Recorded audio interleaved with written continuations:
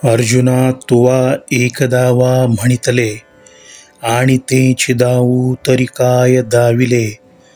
आता देखे आघवे भरिले, माझाच रूपी.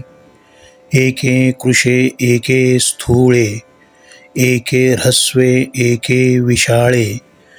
पृथुतरे सरळे, अप्रांते एके. एके अनावरे प्रांजळे, सव्यापारे एके निश्चळे. उदासीने स्नेहाळे, तीव्रे एके. एके घूर्णिते सावधे, असलगे एके अगाधे. एके उदारे अतिबद्धे, तुद्धे एके. एके शांते सन्मदे, स्तब्धे एके सानंदे. गर्जिते निःशब्दे, सौम्ये एके. एके साभिलाषे विरक्ते, उन्निद्रिते एके निद्रिते. परितुष्टे एके आर्ते, प्रसन्ने एके. एके अशस्त्रे सशस्त्रे, एके रौद्रे अतिमित्रे. भयानके एके विचित्रे, लयस्थे एके. एके जनलीला विलासे, एके पालनशीले लालसे. एके संहारके सावेशे, साक्षीभूते एके. एवं नानाविधे परिबहुसे, आणि दिव्य तेज प्रकाशे. देवींची एक एका ऐसे, वर्णही नव्हे. आपल्या अत्यंत लाडक्या भक्तापुढे, म्हणजे भक्तश्रेष्ठ अर्जुनापुढे भगवान श्रीकृष्ण आपल्या ब्रह्मांडव्यापी विविध रूपांनी अचानकपणे प्रकट झाले आणि म्हणाले, पार्था, तू मला माझे एक विश्वरूप दाखव असे म्हणालास, परंतु तुला माझे एकच विश्वरूप दाखवण्यात माझे काय मग वैशिष्ट्य राहिले? म्हणून मी तुला माझी सर्व रूपे दाखवतो. संपूर्ण ब्रह्मांड माझ्याच स्वरूपाने कसे व्यापून राहिले आहे ते तू आता पहा. माझी काही रूपे कृश तर काही स्थूल आहेत, काही रूपे लहानगी तर काही खूप विशाल आहेत, काही बुटकी तर काही सरळ आहेत, काही रूपे तर अमर्याद आहेत, काही रूपे कोणालाही न आवरणारी बेलगाम आहेत, तर काही सात्विक नम्र आहेत.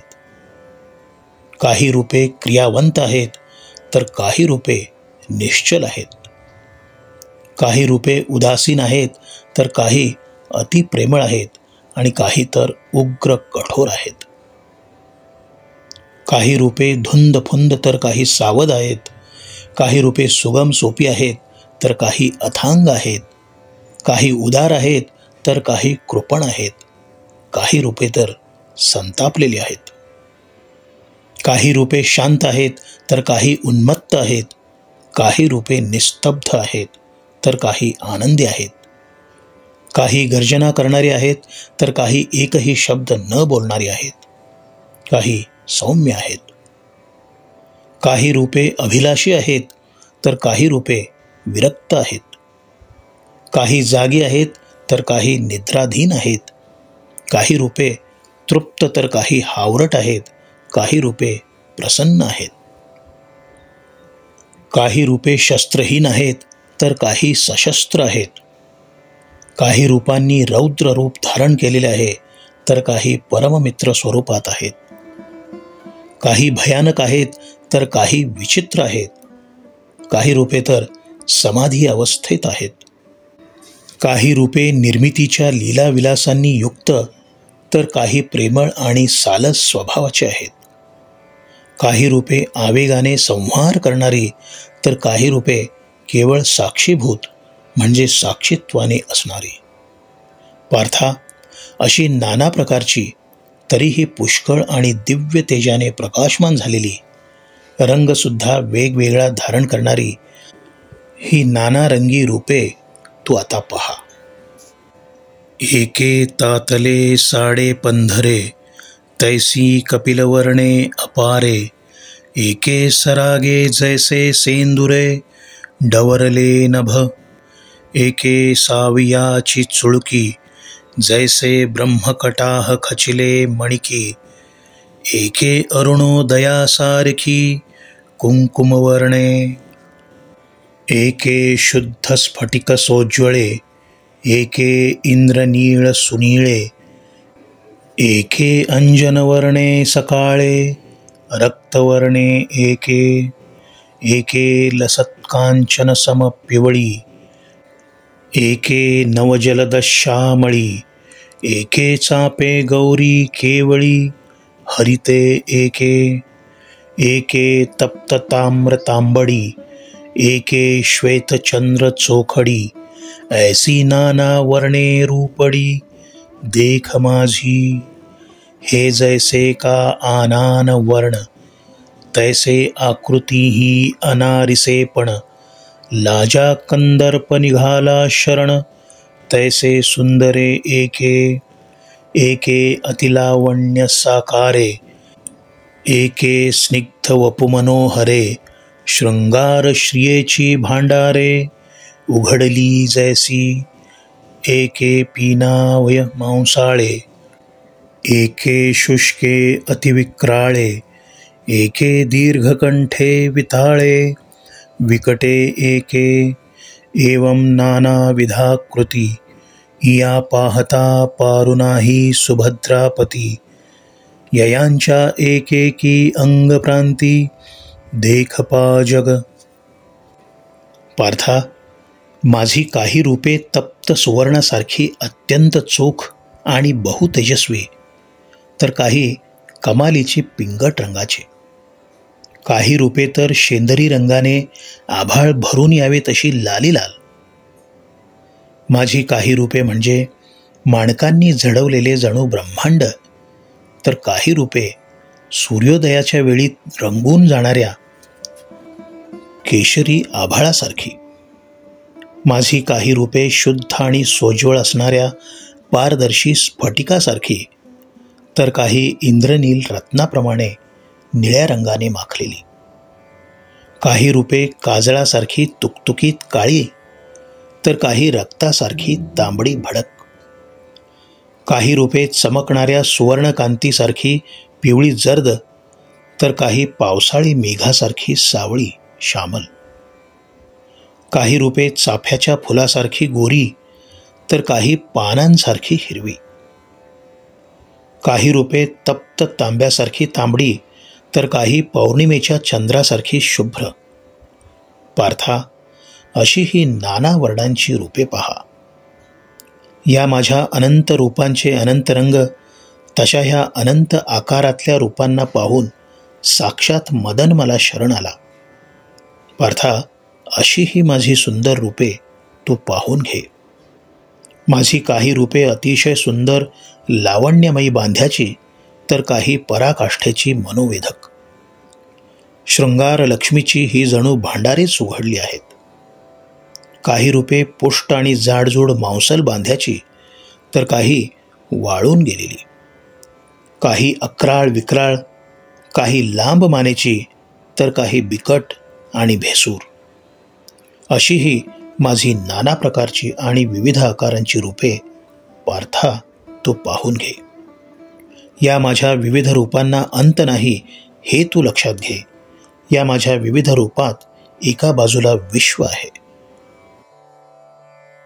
जेथ उन्मीलन होत आहे दिठी, तेथ पसरती आदित्यांची या सृष्टी, पुढती निमीलनी मिठी, देता हाती वदनींची या वाफे सवे, होत ज्वाळामय आघवे, जेथ पावकादिक पावे समूह वसूंचा, आणि भ्रूलतांचे शेवट, कोपे मिळो पाहती एकवट, तेथ रुद्रगणांचे संघाट अवतरत देखे, पै सौम्यतेचा ओलावा, मिती नेणिजे अश्विनौ देवा, श्रोत्री होती पांडवा अनेक वायू, या परी एकेकाची ये लीळे, जन्मती सुरसिद्धांची कुळे, ऐसी अपारे आणि विशाळे रूपे ये पाही.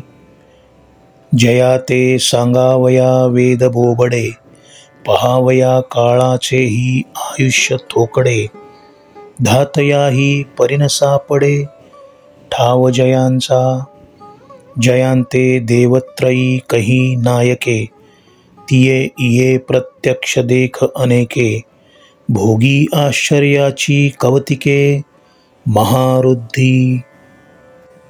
पार्था, जिथे या विश्वरूपाची दृष्टी उघडते तिथे 12 आदित्यांच्या सृष्टी पसरतात, आणि जिथे या विश्वरूपाची दृष्टी मिटते तिथे त्या सृष्टी मिटतात, म्हणजेच लय पावतात.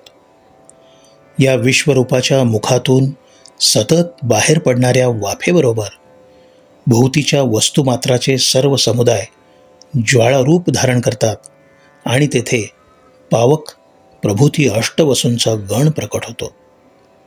आणि भुवयांची टोके जिथे क्रोधाने एकत्र मिळू लागतात तिथे रुद्रगणाचे समुदाय अवतरतात. सौम्यतेच्या ओलाव्याने स्निग्धता अनुभवणारे हे जे विश्वरूप, त्याची मर्यादा किती याची अश्विनी कुमारांना सुद्धा कल्पना येत नाही. याप्रमाणे एकेका रूपाच्या लीलेच्या ठायी देव आणि सिद्धांची कुळे जन्म पावतात.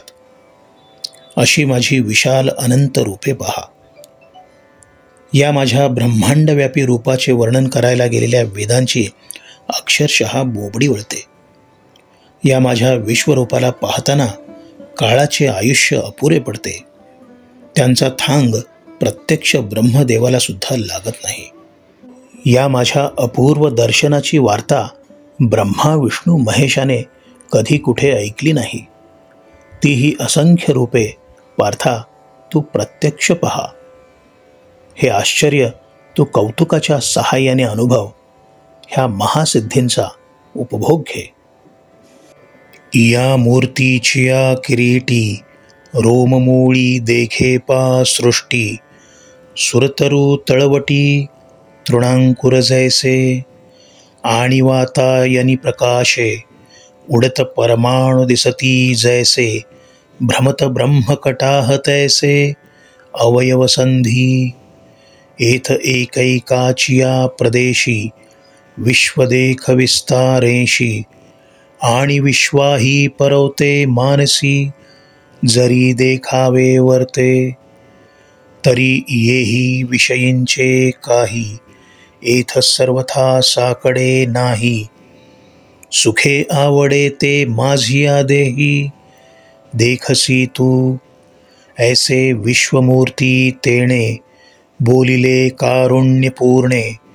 तव देखत आहे की नाही न म्हणे निवांतुची येरू. एथ का पाहा उगला म्हणून श्रीकृष्णे जव पाहिला. तव आरतीचे लेणे लेईला तैसाची आहे. पार्था, कल्पतरूंच्या तळाशी जसे गवताचे अंकुर असतात त्याप्रमाणे माझ्या विश्वव्यापक मूर्तीच्या अंगावरील केसांच्या मुळाशी अनेक सृष्टी नांदत आहेत. झरोक्यातून सूर्यकिरण जेव्हा कवडसे होऊन खाली उतरतात तेव्हा त्यांच्या प्रकाशात सूक्ष्म अतिसूक्ष्म परमाणू उडताना दिसतात. त्याप्रमाणे ह्या विश्वरूपाच्या प्रत्येक अवयवाच्या सांध्यात अनंत ब्रह्मांडे फिरत असताना दिसतील. इथे प्रत्येक अवयवाच्या ठिकाणी जे विश्व आपल्या संपूर्ण पसाऱ्यासहित दिसते ते तू पहा. आणि दृश्य विश्वाच्या पल्याड जे जे काही तुला पहावेसे वाटते ते सुद्धा तू पहा. तुझ्या मनात जे जे असेल ते पाहायला कसलीही अडचण येणार नाही. या माझ्या विराट स्वरूपात अत्यंत आनंदाने जो जो विषय तुला अनुभवावासा वाटतो तो तू माझ्या देही पहा. श्रोते हो, करुणामय भगवंताने अर्जुनाला भरभरून सांगितले आणि आपले विश्वरूप अत्यंत प्रेमाने दाखवू लागला. परंतु अर्जुन तर शांतच होता. तेव्हा श्रीकृष्णाला कळेना की आपला हा परमभक्त अर्जुन काहीच कसा बोलत नाही. म्हणून श्रीकृष्णाने अर्जुनाकडे पाहिले तेव्हा त्याच्या लक्षात आले की आपला हा भक्त पूर्वीसारखाच विश्वरूप दर्शनासाठी व्याकुळ आहे.